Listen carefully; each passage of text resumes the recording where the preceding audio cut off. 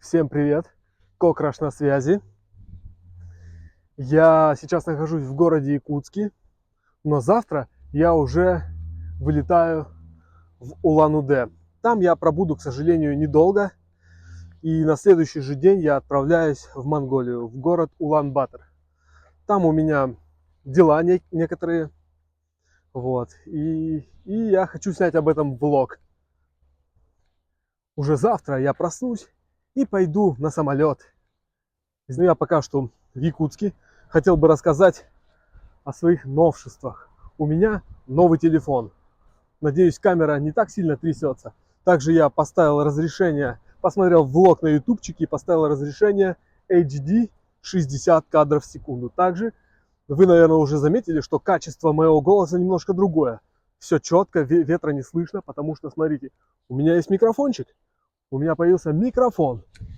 Также у меня появилась, не стойка называется, да, а штатив, или как называется, да, штатив, который я держу в руках и с помощью его снимаю. Ну как картиночка, как качество, ребята. О, я хочу тут, как сказать, перейти, но мне кажется, я сейчас провалюсь и утону перед поездкой. О, не-не-не, вообще не вари. По-моему, короче, кто не рискует, тот не пьет шампанского. Нифига тут глубоко, ребята, смотрите, глубоко, но я справился. Фух, все нормально, все. Я пацан ровный, как мне кажется, как я предполагаю. Фух. Ну что, признавайтесь, скучали по Кокрашу или не скучали?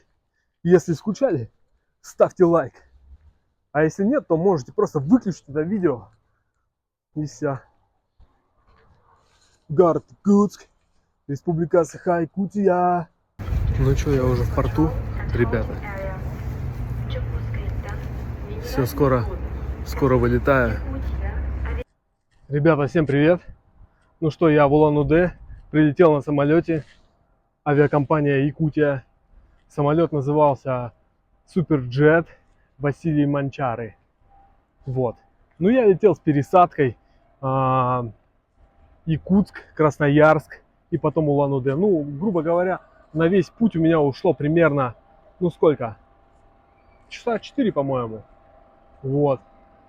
Нас покормили очень вкусно.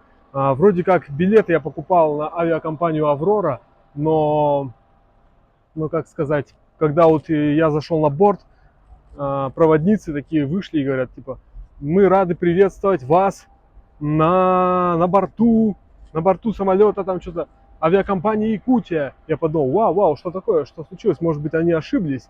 Вот. Ага. Ну, а потом принесли, кстати, еду, пищу очень вкусную. Кстати, я таких вкусных котлеток я вообще никогда не пробовал в жизни, представляете? Они были очень вкусные, с макаронами.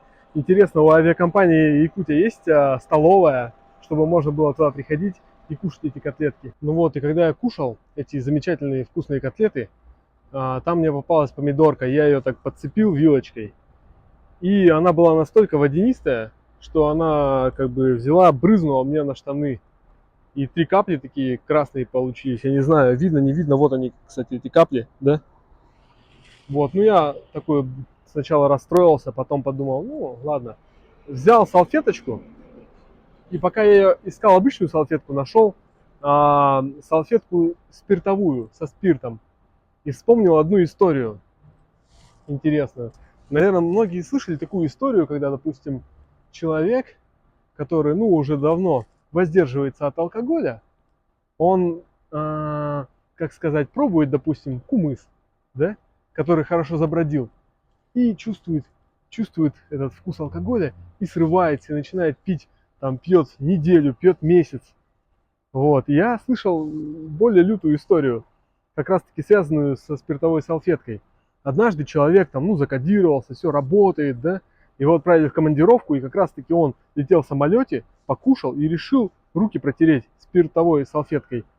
И, в общем, то ли он почувствовал этот спирт, да, от салфетки, то ли этот спирт попал ему под ногти, либо через кожу как-то, да, и он ощутил опьянение некоторое. И прямо в самолете заказал бокал шампанского или попросил налить водочки, я не знаю, но с трапа он спускался уже пьяненький. Потом заехал в гостиницу, и там уже проливался, не знаю, месяц или сколько там, или неделю. В общем, такая история. Я не знаю, правда это неправда, но я стараюсь, в общем, салфетками не пользоваться. Хотя у меня никаких тю-тю-тю проблем нету с алкоголем. Вот. Но я решил как-то это быть аккуратнее в этом плане. И еще такая забавная история из самолета. Я решил уже перед посадкой пойти в туалет на всякий случай. Ну, подумал, вдруг там буду пересаживаться в Красноярске, типа там времени не будет, туалета не будет. И решил, ну, сходить. Захожу в кабинку, значит, и все, и прямо начинает из колонки в ухо в мое левое вещать этот, не водитель, как называется, пилот. И там очень громко колонка, короче, работала. И я прямо оглох. Я достал, в левой руке держу кокраша, правой рукой я держу этот поручень. Все шатает прямо. В какую-то турбулентную зону попали. В общем, я не смог сходить по своей нужде.